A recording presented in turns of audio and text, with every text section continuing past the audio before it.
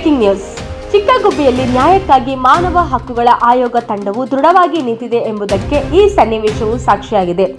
ಜನವರಿ 15, 2024ರಂದು ಚಿಕ್ಕಗುಬ್ಬಿಯ ಶ್ರೀ ಸುಮಂತ್ ಅವರು ತಮ್ಮ ಮೊಮ್ಮಗಳ 1ನೇ ಹುಟ್ಟುಹಬ್ಬವನ್ನು ಒಳಾಂಗಣ ಕಾರ್ಯಕ್ರಮದ ಮೂಲಕ ಆಚರಿಸಿದರು.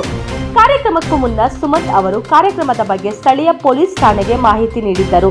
ಆದಾಗ್ಯೂ ಕೆಲವು ವ್ಯಕ್ತಿಗಳು ಉದ್ದೇಶಪೂರ್ವಕವಾಗಿ ಈ ಆಚರಣೆಯನ್ನು ನಿಲ್ಲಿಸಲೇಬೇಕು ಎಂದು ಪ್ರಯತ್ನಿಸಿದಾಗ ಸಂತೋಷದ ಸಂದರ್ಭವನ್ನು ಅಡ್ಡಿಗೊಳಿಸಿ ಈ ಕಾರ್ಯಕ್ರಮಕ್ಕೆ ಧಕ್ಕೆಯನ್ನು ಉಂಟುಮಾಡಿದರು. ಅಂತಾರಾಷ್ಟ್ರೀಯ ಮಾನವ ಹಕ್ಕುಗಳ ಭ್ರಷ್ಟಾಚಾರ ವಿರೋಧಿ ಸಾಮಾಜಿಕ ನ್ಯಾಯ ಆಯೋಗದ ರಾಷ್ಟ್ರೀಯ ಅಧ್ಯಕ್ಷರಾದ ಡಾಕ್ಟರ್ ಜಾನ್ ಶಮೀನ್ ಕಾರ್ಯಕ್ರಮಕ್ಕೆ ಮುಖ್ಯ ಅತಿಥಿಯಾಗಿ ಭಾಗವಹಿಸಿದರು.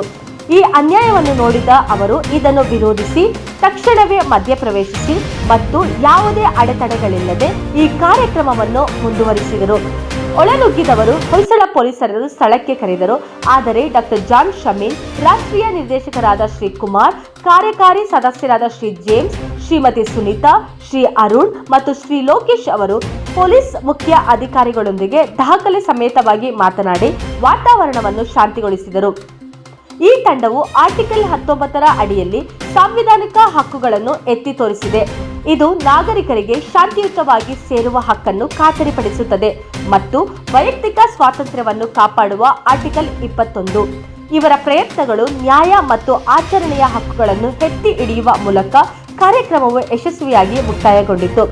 ಅಂತಾರಾಷ್ಟ್ರೀಯ ಮಾನವ ಹಕ್ಕುಗಳ ಭ್ರಷ್ಟಾಚಾರ ವಿರೋಧಿ ಸಾಮಾಜಿಕ ನ್ಯಾಯ ಆಯೋಗವು ತುಳಿತಕ್ಕೊಳಗಾದವರ ಜೊತೆಗೆ ನಿಲ್ಲುವ ಮತ್ತು ಸಾಂವಿಧಾನಿಕ ಹಕ್ಕುಗಳನ್ನು ರಕ್ಷಿಸುವ ತನ್ನ ಬದ್ಧತೆಯನ್ನು ಪುನರುಚ್ಚರಿಸಿತು ಹಾಗೂ ನ್ಯಾಯವು ತನ್ನ ಮೇಲುಗೈಯನ್ನು ಸಾಧಿಸಿದೆ.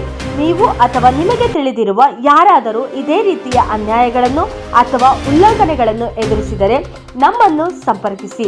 ಧ್ವನಿ ಇಲ್ಲದವರಿಗೆ ಧ್ವನಿಯಾಗಲು ನಾವಿದ್ದೇವೆ. ಧನ್ಯವಾದಗಳು. ಹೆಚ್ಚಿನ ಅಪ್ಡೇಟ್ಸ್ಗಳಿಗಾಗಿ ನಮ್ಮ ಚಾನೆಲ್ ಅನ್ನು ಸಬ್ಸ್ಕ್ರೈಬ್ ಮಾಡಿ.